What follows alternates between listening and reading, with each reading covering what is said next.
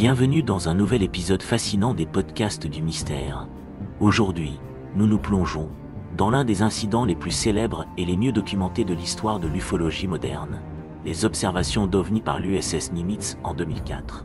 Cet incident implique des témoignages crédibles de pilotes de l'armée américaine et des enregistrements radar et vidéo, qui continuent de défier les explications logiques. En novembre 2004, au large des côtes de San Diego, le groupe de frappe de l'USS Nimitz, un porte-avions de l'US Navy, effectuait une série d'exercices d'entraînement de routine. Ces exercices, conçus pour tester et améliorer les compétences en combat aérien et les opérations de défense de la flotte, impliquaient plusieurs navires et avions, dont des FA-18 Super Hornet. C'est dans ce contexte d'entraînement militaire standard que plusieurs pilotes ont rapporté avoir rencontré des objets volants non identifiés présentant des caractéristiques de vol exceptionnelles, défiant les lois de la physique telles que nous les connaissons. Le commandant David Fravor, un pilote expérimenté, a décrit en détail sa rencontre avec un ovni en forme de tic-tac. L'objet, blanc et lisse, mesurant environ 12 mètres de long, a montré des capacités de vitesse et de manœuvrabilité extraordinaires, sans ailes ni propulseur visible. Fravor a tenté de s'approcher de l'objet, mais celui-ci a accéléré et a disparu en un instant, laissant le pilote et son équipage stupéfaits. Peu de temps après, une autre équipe de FA-18 a capturé une vidéo de l'objet en utilisant un système de caméra infrarouge avancé.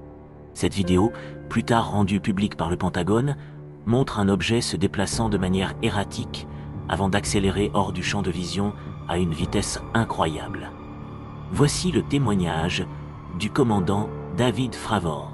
Nous étions en mission d'entraînement standard au large de San Diego lorsque le contrôle nous a informé de la présence d'un objet non identifié. On nous a demandé de détourner notre route pour enquêter. En m'approchant, j'ai vu un objet qui semblait perturber l'océan en dessous. Il ressemblait à un gros tic-tac de près de 12 mètres, blanc et lisse, sans ailes ni fenêtres visibles. L'objet se déplaçait de manière erratique, comme s'il jouait à un jeu de cache-cache avec nous. Il a commencé à monter, puis s'est arrêté juste à notre altitude. J'ai tenté de m'approcher pour avoir une meilleure vue, mais à ce moment-là, il a accéléré à une vitesse incroyable et a disparu en moins de 2 secondes. Il n'y avait aucune traînée visible, aucun bruit de moteur, rien qui ressemble à la technologie que nous connaissons. Ce que j'ai vu défiait toutes les lois de la physique. La vitesse, l'accélération, la façon dont il manœuvrait, tout était bien au-delà de ce que n'importe quel avion est capable de faire. Cela ne ressemblait à rien de ce que j'avais vu auparavant. Et je n'ai jamais rien vu de semblable depuis. Voici le témoignage du lieutenant Chad Underwood. J'ai été chargé de localiser un objet non identifié qui avait été aperçu par le commandant Fravor. En utilisant le système de caméra infrarouge de mon avion, j'ai pu capturer des images de l'objet, que j'ai décrit comme ressemblant à un tic-tac. Ce qui m'a frappé, c'était l'absence de caractéristiques de vol normal. Il n'y avait pas d'aile, ni de propulsion visible. L'objet se déplaçait rapidement, et de manière erratique, changeant d'altitude rapidement, ce qui n'est pas typique des aéronefs conventionnels. Lors de la tentative de verrouillage du radar sur l'objet pour une meilleure analyse, j'ai remarqué que l'objet réagissait à mes manœuvres, comme s'il était conscient de notre présence. À un moment, l'objet a accéléré et a disparu de notre champ de vision, se déplaçant à une vitesse et avec une agilité que je n'avais jamais vue auparavant. Voici le témoignage de Kevin Day. En tant qu'opérateur radar sur l'USS Princeton, j'ai été l'un des premiers à remarquer des objets étranges apparaissant sur notre radar. Ces objets apparaissaient à une altitude d'environ 80 000 pieds, ce qui est exceptionnellement élevé, et descendaient très rapidement vers la surface de l'océan, avant de s'arrêter brusquement à environ 20 000 pieds. Ces mouvements étaient bien au-delà de la capacité de tout aéronef connu. Les objets se déplaçaient de manière imprévisible, changeant de direction instantanément sans ralentir, ce qui défiait les lois de la physique telles que nous les comprenons. Ce n'était pas un comportement de vol normal.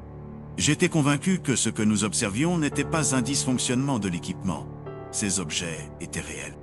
J'ai informé la chaîne de commandement de ces observations, ce qui a conduit à l'envoi de jets pour enquêter. Ce que nous avons vu sur le radar ce jour-là reste l'une des expériences les plus troublantes et inexplicables de ma carrière. Les analyses radar du groupe Nimitz ont corroboré ces observations enregistrant des objets volant à des altitudes et des vitesses qui dépassent de loin les capacités des aéronefs connus. Malgré plusieurs enquêtes, aucune explication conventionnelle n'a été trouvée pour les caractéristiques de vol et les capacités observées de ces objets. Ces observations par les pilotes de l'USS Nimitz ont relancé le débat sur les ovnis et la possibilité d'une technologie avancée non humaine. L'incident du Nimitz reste l'un des cas les plus convaincants d'observation d'ovnis, offrant des preuves solides qui continuent de stimuler la curiosité et le débat scientifique. Merci d'avoir écouté notre podcast sur les observations d'ovnis du Nimitz en 2004. Rejoignez-nous la prochaine fois pour une autre incursion dans les cas non résolus de notre monde. Gardez l'esprit ouvert et continuez à explorer les mystères de notre univers. À bientôt pour un nouveau voyage dans l'étrange et l'inexpliqué. Ce podcast vous a été offert par Bretzel Productions, créateur de podcasts professionnels